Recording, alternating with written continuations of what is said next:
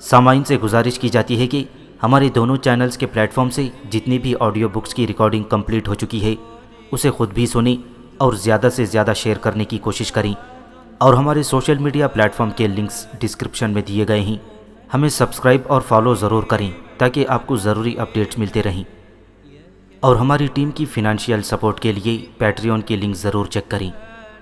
جزاک اللہ۔ بسم اللہ الرحمن الرحیم۔ صدیوں کا مسافر، وقت کی کہانی، صدیوں کے مسافر کی زبانی، ازل سے ابد تک زندہ رہنے والے ایک انوکھے دیداور کی داستان۔ مصنف M.A. راحت۔ ایپیسوڈ 57۔ میرے ہدایت پر اگلے ہفتے قبیلے میں ایک خصوصی جشن کا اہتمام کیا گیا پروفیسر۔ میں اس سارے ڈرامے کو زیادہ سے زیادہ تحیر خیز، دلچسپ اور پراسرار بنانا چاہتا تھا، اس لیے میں نے دونوں قبیلوں کے سارے مرد اور عورتوں کو جمع کر کے انہیں یہ ہدایت دی تھی کہ جشن کی جگہ مرد اور عورتیں ایک دوسرے کے ساتھ صرف رقص کر سکتے ہیں، کیونکہ یہ ایک خصوصی جشن ہے اور اس کا مقصد شکان دیوتا کی خوشنودی حاصل کرنا ہے۔ ہاں، اگر شکان دیوتا درکا قبیلے کے لوگوں کو اپنے پجاریوں میں شامل کرنے پر آمادہ ہو جائے اور وہ عملی طور پر اس کا اظہار بھی کر دے تو پھر اس کے بعد مردوں اور عورتوں کو آزادی حاصل ہوگی کہ وہ جو چاہیں کریں۔ جہاں تک شنتولا قبیلے کے لوگوں کا تعلق ہے تو پروفیسر، وہ لوگ پہلے ہی 3 بار میری غیر معمولی قوتوں کا مظاہرہ دیکھ چکے تھے۔ ایک تو اس وقت جب میں نے ان سب کے سامنے ایک ہاتھی کو ہلاک کیا تھا، پھر ایک بار اس وقت جب میں شکان دیوتا کا ترجمان بن کر ان کے قبیلے میں آ گیا تھا اور ان کی موجودگی میں جلتے ہوئے الاؤ میں کود پڑا تھا، اور اس کے بعد میں زندہ واپس نکل آیا تھا، اور تیسرے اس وقت جب میں نے جنگل میں ایک گینڈے کو دونوں ہاتھوں پر اٹھا کر چٹان پر دے مارا تھا۔ لیکن درکا قبیلے والوں کے سامنے میری طاقت کا مظاہرہ صرف ایک ہی بار ہوا تھا، اور وہ تھا چٹان کو گرانے والا وہ عمل، اور اس واقعے نے درکا قبیلے والوں کو حیران و ششدر کر دیا تھا اور مجھے دیوتا سمجھ کر میری پوجا کرنے پر آمادہ ہو گئی تھی۔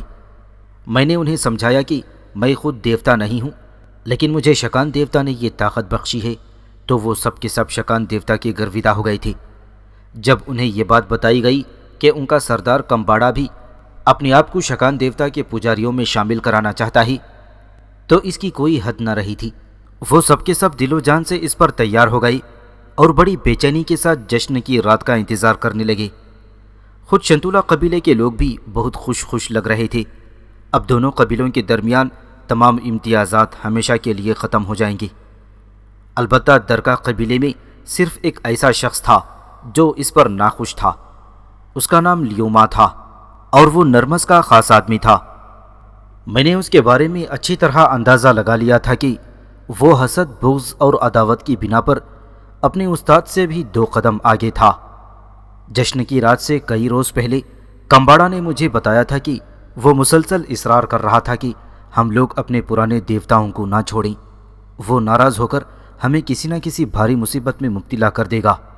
اگر شکان دیوتا نے ہم لوگوں کو اپنے قبیلے میں شامل نہیں کیا تو ہم دونوں طرف سے مارے جائیں گے۔ پرانا دیوتا بھی غضبناک ہو کر ہماری تائید سے ہاتھ اٹھا لے گا اور شکان دیوتا بھی ہمیں پناہ نہیں دے سکے گا۔ لیوما اس بات کے بھی خلاف ہے کہ میں تمہیں درکا قبیلے کے روحانی پیشوا کا منصب دے دوں۔ اس کا دعویٰ ہے کہ اس منصب کا مستحق وہ خود ہے اور اس کی موجودگی میں کسی دوسرے کو یہ منصب نہیں سونپا جا سکتا۔ وہ نرمس کا سب سے زیادہ عزیز اور قابل شاگرد ہے، اور یہ لوگ جو کچھ کرنے جا رہے ہیں وہ سب اسے سخت ناپسند ہے اور وہ اس کے خلاف ہے۔ پھر تم نے لیوما سے کیا کہا؟ میں نے کمباڑا سے پوچھا۔ میں نے اس سے کہا کہ میں درکا قبیلے کا سردار ہوں اور قبیلے کے فیصلے لینا میرا کام ہے۔ میں نے شکان دیوتا کے پجاری کی قوت دیکھی ہے۔ جس دیوتا کا پجاری اتنا طاقتور ہو تو وہ دیوتا خود کتنا طاقتور ہوگا۔ تاہم مجھے یقین ہے کہ لیوما اپنی مخالفت بالآخر ترک کر دے گا۔ اگر شکان دیوتا کے حکم پر تم آگ میں کود کر زندہ نکل کر واپس آ جاؤ تو لیوما کو شکایت کا کوئی موقع نہیں رہے گا۔ یہ کوئی زبردستی کا سودا نہیں ہے کمباڑا، میں نے اسے سمجھاتے ہوئے کہا۔ اب بھی وقت ہے، تم چاہو تو اپنے فیصلے پر نظر ثانی کر سکتے ہو۔ اگر تم سمجھتے ہو کہ لیوما کی بات میں کوئی وزن ہے تو تمہیں اپنا ارادہ بدلنے کی پوری اجازت ہے۔ مجھے اپنا ارادہ بدلنے کی کوئی ضرورت نہیں ہے، کمباڑا نے مجھ سے کہا۔ پورے قبیلے کے لوگوں نے اس تجویز کو بہت پسند کیا ہے اور کسی ایک شخص نے بھی مخالفت نہیں کی سوائے لیوما کے، اور ظاہر ہے کہ اتنے سارے لوگوں کی رائے کے آگے ایک آدمی کی رائے کی کوئی اہمیت نہیں رہتی۔ میں نے لیوما کو اچھی طرح سمجھا دیا ہے اور وہ اس وقت تک خاموش رہے گا جب تک شکان دیوتا ہمیں اپنی پناہ میں نہیں لے لیتا۔ جب ہم ایک بار شکان دیوتا کی پناہ میں آ جائیں گے تو پھر وہ مجھے بھی بڑی طاقت بخشے گا۔ کیوں نہیں، میں نے جواب دیا، لیکن میں دل ہی دل میں یہ بات اچھی طرح جانتا تھا کہ لیوما کی جانب سے مجھے ہوشیار رہنے کی ضرورت ہے۔ ظاہر ہے کہ وہ میرا تو کچھ نہیں بگاڑ سکتا تھا، مگر ان دونوں قبیلوں کے درمیان غلط فہمیاں پیدا کر کے فضا کو مقدر کر سکتا تھا، اور میں یہ نہیں چاہتا تھا۔ پہلے تو میں نے سوچا کہ میں لیوما سے خود بات کروں گا، لیکن بعد میں نے یہ خیال ترک کر دیا، اور پھر یہ کہ میرے لیوما سے بات کرنے سے کوئی فائدہ نہیں ہوگا۔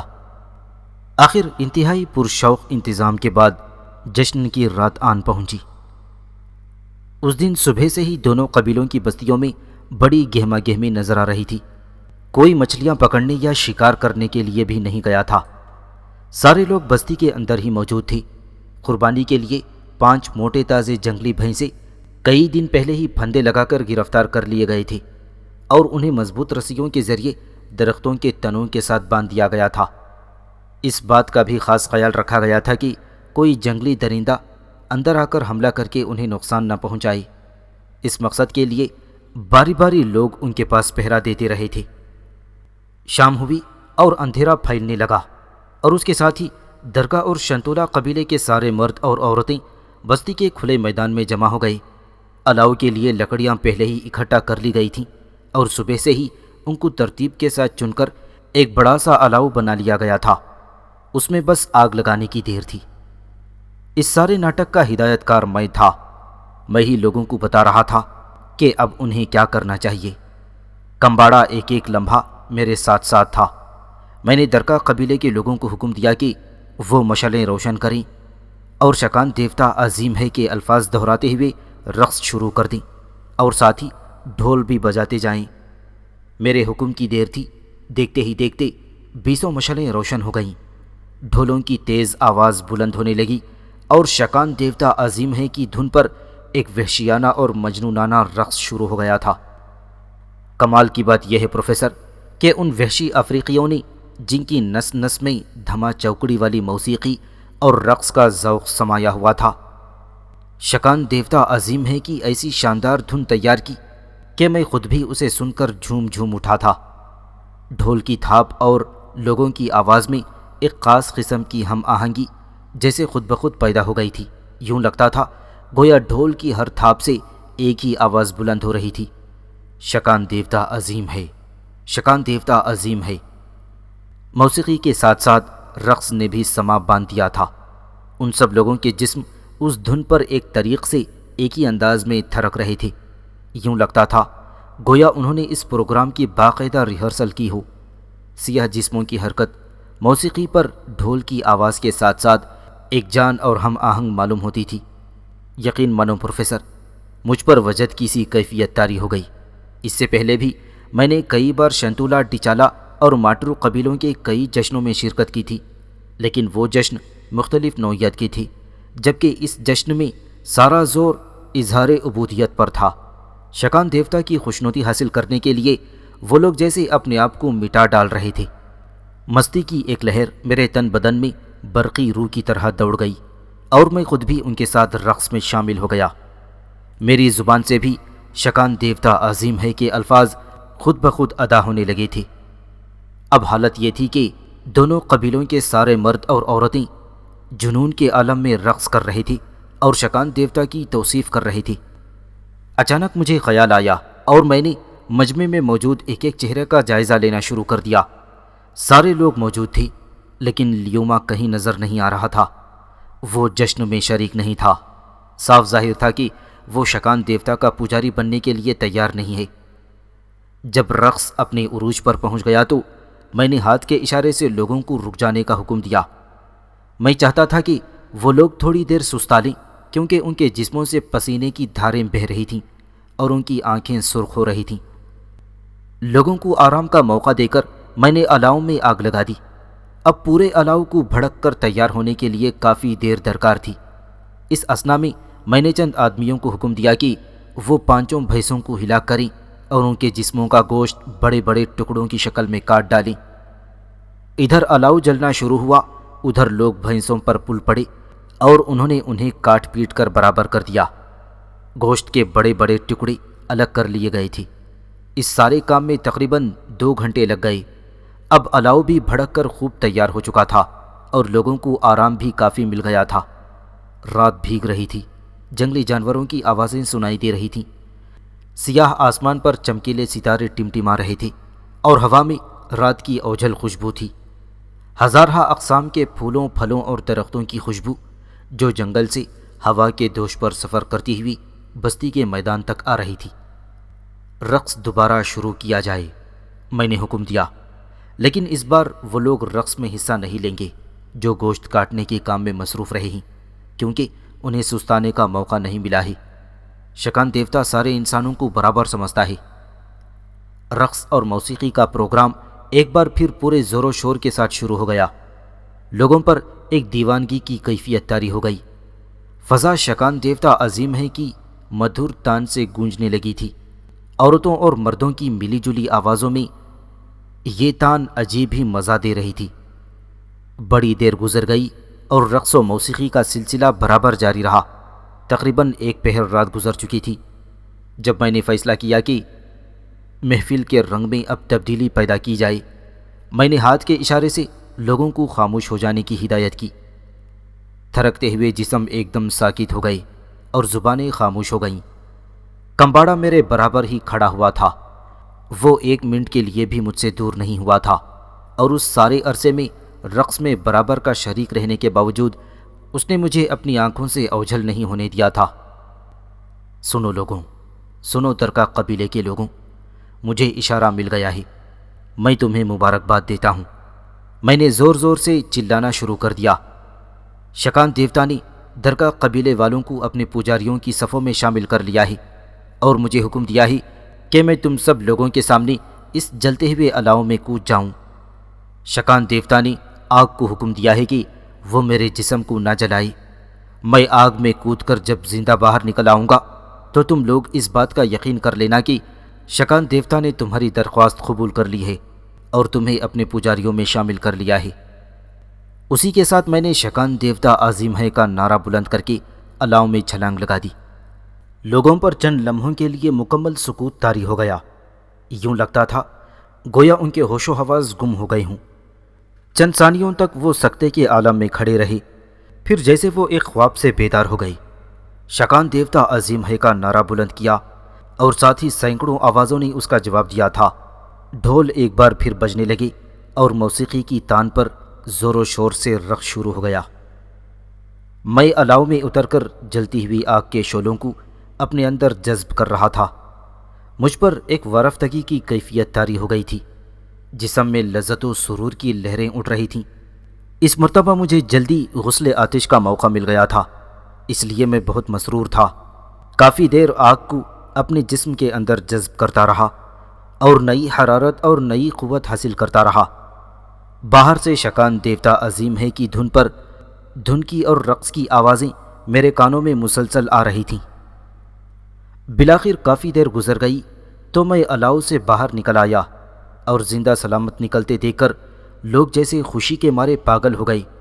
ان کے رقص نے دیوانگی کی ساری حدود کو پھلانگ ڈالا۔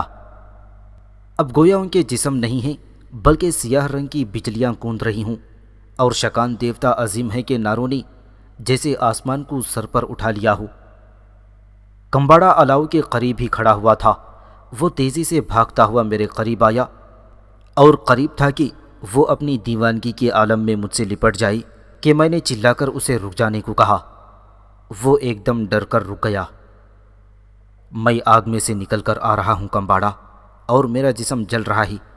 اگر تم ابھی مجھے چھو لو گے تو تمہارے جسم پر آبلے پڑ جائیں گے اور تم جھلس جاؤ گی، اس لیے اس وقت کا انتظار کرو کہ میرا جسم ٹھنڈا ہو جائے۔ کمباڑا کی سمجھ میں میری بات آ گئی اور وہ دور ہی رک گیا تھا۔ درکا قبیلے کے لوگوں، میں نے کہا، رقص و موسیقی کا سلسلہ بند کر دو اور میدان میں ایک جگہ جمع ہو جاؤ، میں آ رہا ہوں۔ سب لوگ میدان کے وسط میں ایک جگہ پر جمع ہو گئے۔ میں نے تھوڑی دیر تک اپنے جسم کے ٹھنڈے ہونے کا انتظار کیا اور اس کے بعد آہستہ آہستہ چلتا ہوا میں ان کے قریب پہنچا۔ کمباڑا برابر میرے ساتھ لگا ہوا تھا۔ تمہیں مبارک ہو دوستوں، میں نے درکا قبیلے والوں سے مخاطب ہو کر کہا۔ تم نے خود اپنی آنکھوں سے دیکھ لیا ہے کہ کس طرح شکان دیوتا نے تمہیں اپنے پجاریوں میں شامل کر لیا ہے، اور تم نے یہ بھی دیکھ لیا ہے کہ شکان دیوتا کتنا عظیم ہے اور کتنا طاقتور ہے، آگ تک اس کے حکم کی تابع ہے۔ میں نے رک کر لوگوں کے چہروں کا جائزہ لیا۔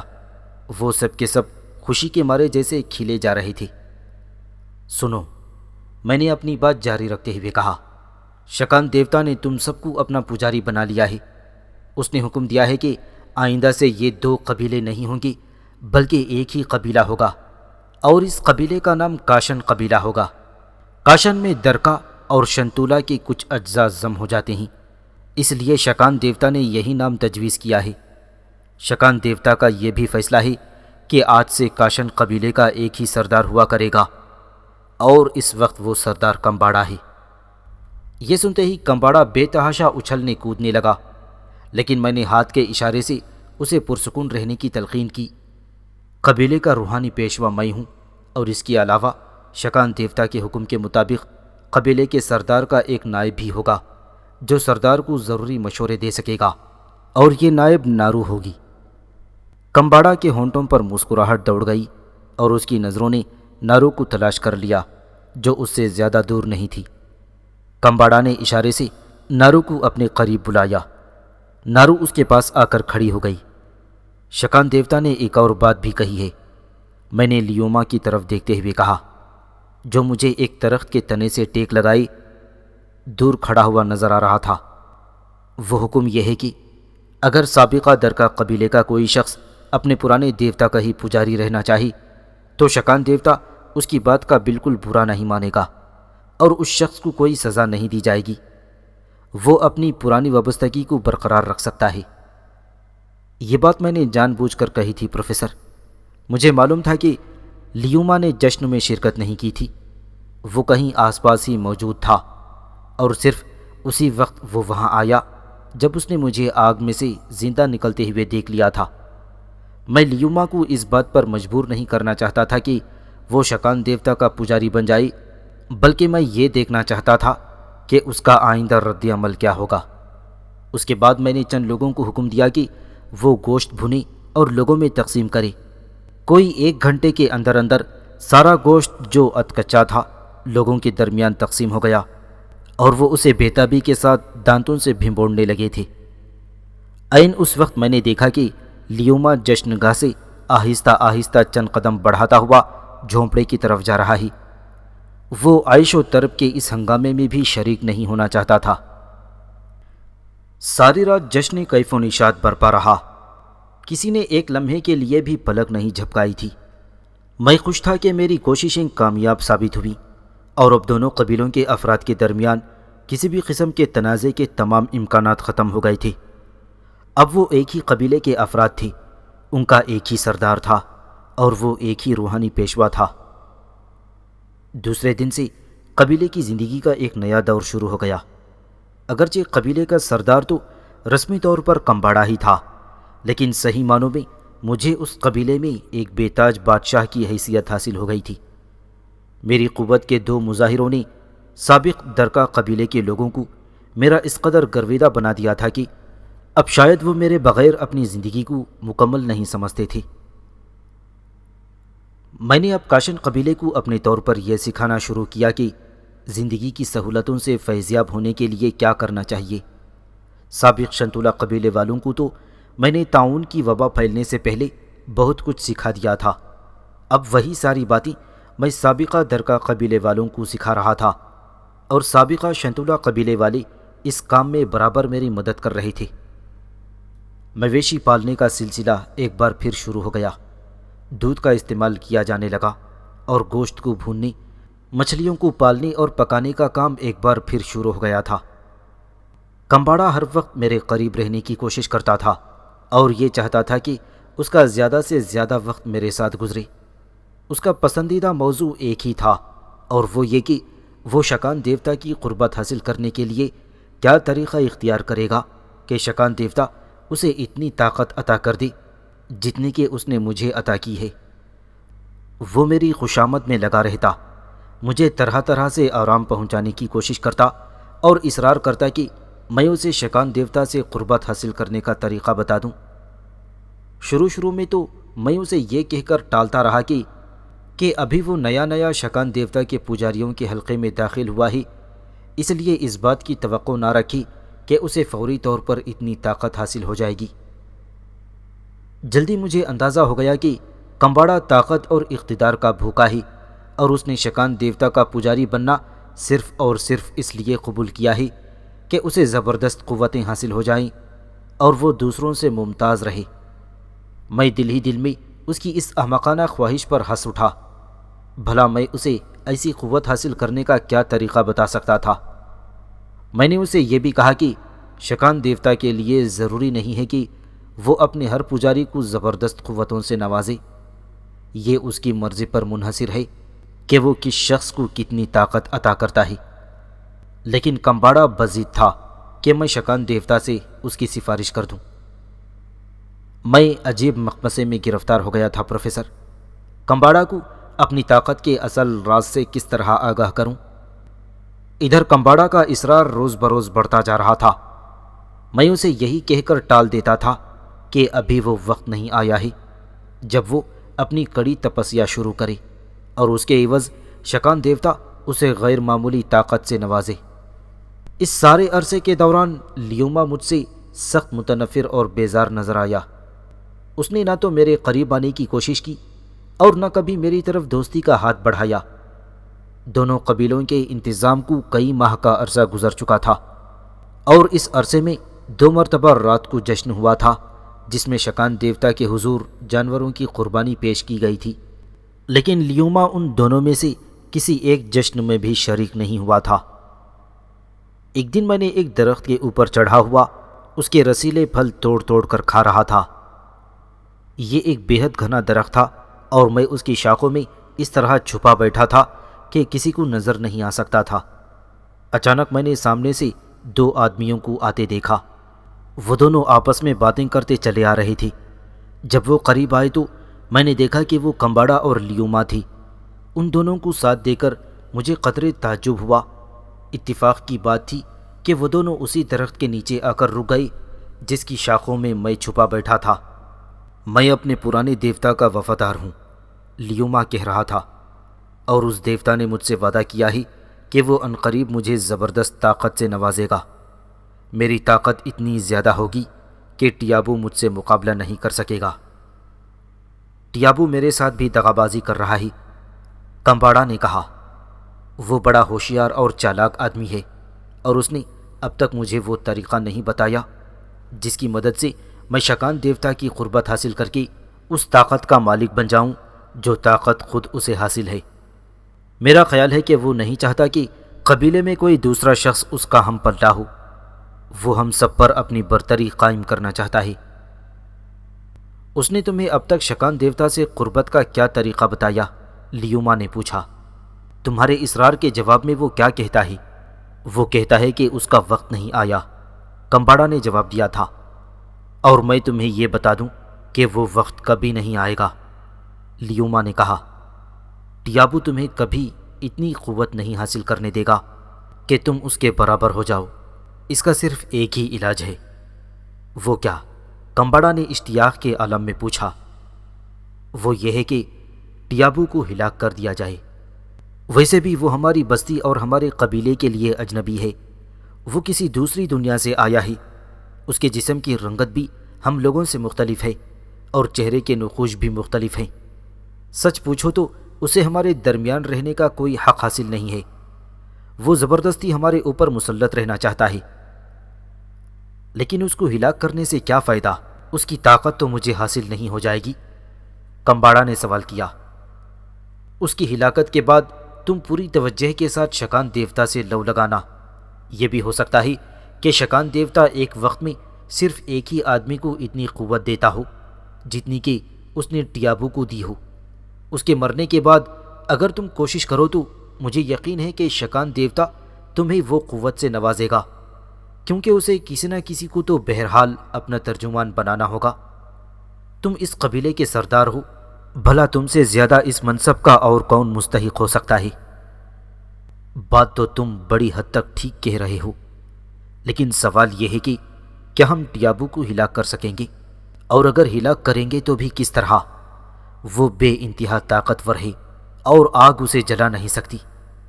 پہلے ہی دن تم نے یہ بھی دیکھ لیا ہے کہ اس نے نرمس کا کیا حشر کیا تھا اور اس چمپل کی کیا درگت بنائی تھی۔ نہیں، ہم لڑ کر کبھی اسے ہلاک نہیں کر سکتے۔ تو میں یہ کب کہہ رہا ہوں کہ ہم لڑ کر اسے ہلاک کر دیں؟ ہلاک کرنے کے لیے اور بھی بہت سے طریقے ہیں۔ مثلاً؟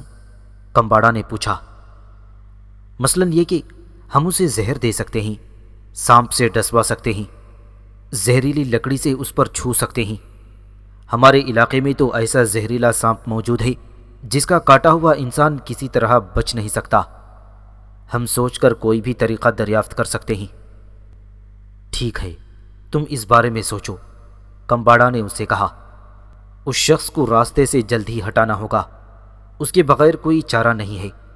جب تک یہ شخص ہمارے درمیان موجود ہے اس وقت تک اس کے آگے ہماری کوئی حیثیت نہیں ہوگی، اور یہ ہم سے جو سلوک چاہے گا وہ کرتا رہے گا۔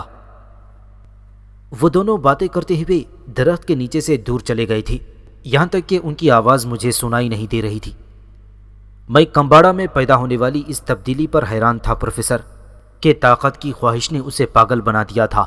اس کے دل و دماغ میں صرف قوت کے حصول کی آرزو مچل رہی تھی، اور اس آرزو کی تکمیل کے لیے وہ سب کچھ کر گزرنے کو تیار تھا، حتیٰ کہ مجھے ہلاک کرنے کو بھی تیار تھا، جبکہ میں نے اس کے پورے قبیلے پر اتنا بڑا احسان کیا تھا کہ پانی کا راستہ روکنے والی چٹان کو ہٹا دیا تھا۔ اگر میں یہ کام سر انجام نہ دیتا تو ان لوگوں کو یقیناً یہاں سے کہیں اور منتقل ہونا پڑتا۔ جہاں تک لیوما کا تعلق تھا تو مجھے اس کی باتوں سے کوئی خاص تعجب نہیں تھا۔ مجھے معلوم تھا کہ وہ شروع دن سے ہی مجھے ناپسند کرتا ہے، اور اس نے مجھے کبھی بھی دل سے قبیلے کا روحانی پیشوا تسلیم نہیں کیا۔ لیکن مجھے اس بات کا اندازہ نہیں تھا کہ اپنی نفرت کے جوش میں وہ اتنا آگے بڑھ جائے گا کہ کمباڑا کو میری ہلاکت کا مشورہ دے گا۔ بہرحال اب یہ بات واضح ہو گئی تھی کہ یہ لوگ میری جان کے در پہ ہیں، اور عنقریب مجھے ہلاک کرنے کی کوئی نہ کوئی سازش کی جائے گی۔ ان بیچاروں کو کیا معلوم تھا کہ میں اپنی طویل اور لامتناہی زندگی میں ایسی کتنی ہی سازشوں سے دوچار ہو چکا ہوں۔ اس کے چند روز بعد کی بات ہے کہ کمباڑا نے مجھ سے کہا، ٹیابو، اب تو ہمیں شکان دیوتا کے پجاریوں کی صف میں شامل ہوئے بہت دن ہو گئے ہیں۔ کیا ابھی تک وہ وقت نہیں آیا جب شکان دیوتا مجھے غیر معمولی قوتوں سے نوازے؟ تم جس چیز کو اتنا آسان سمجھ رہے ہو وہ اتنی آسان نہیں ہے کمباڑا، میں نے خشک لہجے میں جواب دیا۔ شکان دیوتا کا پجاری بن جانا تو آسان ہے، لیکن اس سے قوت حاصل کرنا ایک بے حد مشکل کام ہے۔ ابھی تمہیں کچھ دنوں اور صبر سے کام لینا پڑے گا۔ لیکن اب میں مزید صبر نہیں کر سکتا، کمباڑا نے جھنجھلا کر کہا۔ آخر مجھے کب تک اسی طرح انتظار کرنا پڑے گا؟ وہ وقت کب آئے گا جب میں بھی اتنی طاقت حاصل کر لوں جو تمہیں حاصل ہے؟ اس کے لیے تمہیں ابھی اور انتظار کرنا ہوگا، میں نے مختصر سا جواب دیا۔ ٹیابو، اچانک کمباڑا کا لہجہ سخت ہو گیا۔ مجھے ایسا معلوم ہوتا ہے کہ تم جان بوجھ کر مجھے شکان دیوتا سے دور رکھنا چاہتے ہو۔ کہیں ایسا تو نہیں کہ تم یہ نہیں چاہتے کہ میں تمہارے جتنا طاقتور بن جاؤں؟ کیا تم یہ چاہتے ہو کہ کاشن قبیلے میں ہر ایک پر صرف تمہیں برتری حاصل ہو؟ ایسی کوئی بات نہیں ہے کمباڑا، میں نے اس کی بات کا برا مانے بغیر ہنستے ہوئے کہا۔ میری طرف سے اپنے دل میں غلط قسم کے شبہات مت پیدا کرو۔ میں تمہارا دوست اور بہی خواہ ہوں، اور تمہیں کوئی غلط راستہ نہیں دکھاؤں گا۔ تمہاری باتیں میری سمجھ میں نہیں آتی ٹیابو، کمباڑا نے غصے سے کہا اور وہاں سے اٹھ کر چلا گیا۔ میں سمجھ گیا کہ وہ سخت ناراض ہو گیا ہے اور میں اسے منانے کے لیے کوئی ترکیب سوچنے لگا۔ میں نے سوچا کہ ایک آدھ دن کے بعد میں اسے کوئی الٹا سیدھا منتر بتا دوں گا اور اس سے کہوں گا کہ جنگل کے کسی ویران گوشے میں جا کر اس کا جاپ کرے، اور اس طرح کم از کم کچھ دنوں کے لیے اس کے تقاضوں سے میری جان تو چھوٹ جائے گی۔ لیکن اس کی نوبت ہی نہ آئی۔ اسی دن شام کی بات ہے کہ لیوما اور کمباڑا دونوں میرے پاس آئے۔ لیوما کے ہاتھ میں ایک مٹی کا برتن تھا جس کا منہ مٹی کے ہی ایک ڈھکن سے بند تھا۔ وہ دونوں اس وقت خوشگوار موڈ میں نظر آنے کی اداکاری کر رہے تھے، لیکن مجھے اچھی طرح اندازہ ہو گیا تھا کہ وہ نیک ارادوں سے میرے پاس نہیں آ رہے ہیں۔ ان کی حد سے زیادہ بڑھتی ہوئی خوش اخلاقی اس بات کی غمازی کر رہے تھے کہ کوئی نہ کوئی گڑبڑ ضرور ہے۔ میں تمہارے لیے ایک نادر تحفہ لایا ہوں، لیوما نے ہنس کر مجھ سے مخاطب ہوتے ہوئے کہا۔ یہ ایک نہایت شیریں اور فرحت بخش مشروب ہے جو میں نے اپنے ہاتھوں سے تمہارے لیے تیار کیا ہے۔ اگر تم اسے پیو گے تو تمہیں سارا دن پیاس نہیں لگے گی۔ لو، اسے پی کر دیکھو۔ اس نے پیالہ میرے ہاتھ میں تھماتے ہوئے کہا۔ میں نے یہ جاننے کے باوجود کہ اس برتن میں کوئی زہریلا مشروب ہوگا اسے پینے کا فیصلہ کر لیا، تاکہ ان لوگوں کو اس بات کا بھی اندازہ ہو جائے کہ یہ زہر دے کر بھی وہ مجھے ہلاک نہیں کر سکتے، اور پھر یہ میری ہلاکت کا کوئی دوسرا راستہ تلاش کر لیں۔ میں نے برتن لیوما کے ہاتھ سے لے لیا اور اسے میں اپنے منہ کے قریب لے آیا۔ پھر میں نے اس پر رکھا ہوا مٹی کا ڈھکن اٹھا دیا۔ ڈھکن کا اٹھانا تھا کہ کوئی لمبی سی چیز تڑپ کر اچھلی اور سیدھی میرے منہ پر حملہ آور ہوئی۔ یہ ایک نہایت زہریلا سانپ تھا جس کا رنگ توے کی طرح سیاہ تھا اور اس کا کاٹا آدمی چند لمحوں میں دم توڑ دیتا تھا۔ اس سانپ کے دو منہ تھے۔ میرا خیال تھا کہ اس برتن میں مشروب ہوگا، لیکن میرا اندازہ غلط ثابت ہوا۔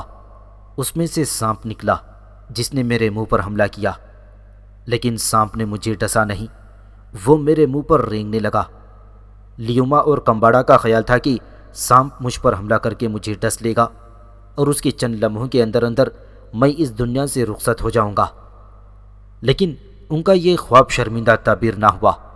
اس وقت ان دونوں کے علاوہ میرے پاس کوئی اور شخص موجود نہیں تھا۔